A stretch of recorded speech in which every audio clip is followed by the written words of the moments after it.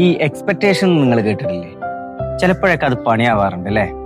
ഈ ചില സിനിമകളൊക്കെ ഇറങ്ങുമ്പോൾ ചില താരങ്ങളുടെ ആരാധകരൊക്കെ കയറിയിട്ട് ഭയങ്കരമായിട്ട് പലതും എക്സ്പെക്ട് ചെയ്തിട്ടാണ് ഒരു സിനിമക്ക് കയറുക. എന്നിട്ട് തിരിച്ചിറങ്ങി വരുമ്പോൾ പറയുന്നത് ഊളപ്പാടാണ്, അതിലൊന്നുമില്ല, എന്താ കാട്ടി വെച്ചിരിക്കണത്, ഇങ്ങനെ ഒന്ന് അഭിനയിക്കാൻ പാടുണ്ടോ എന്നൊക്കെ ചോദിച്ചിട്ട് പല കോലാഹലങ്ങളും ഉണ്ടാകും. അതേപോലെ തന്നെയാണ് നമ്മുടെ ജീവിതത്തിലും. നമ്മൾ ചില എക്സ്പെക്ടേഷൻസ് ഒക്കെ വരച്ചു വെച്ചിട്ടുണ്ട്, ചില ഫ്രെയിം വർക്കുകൾ.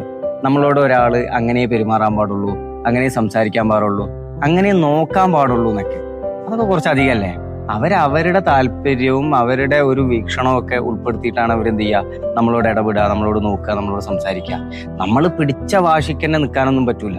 നമ്മളോട് ഇങ്ങനെ പെരുമാറാവൂ, ഇങ്ങനെ സംസാരിക്കാവൂ. നമുക്ക് അങ്ങനെ ചെയ്യാൻ കഴിയുമോ?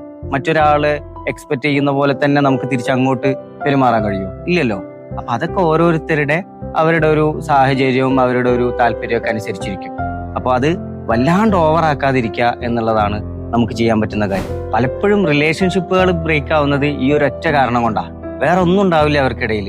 ചില മിസ്അണ്ടർസ്റ്റാൻഡിങ്, അതേപോലെ ഈ മിസ്അണ്ടർസ്റ്റാൻഡിങ് വരുന്നത് എന്തുകൊണ്ടാ?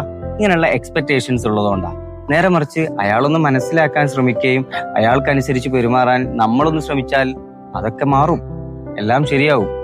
ശരിയാവാതെ എവിടെ പോവാൻ?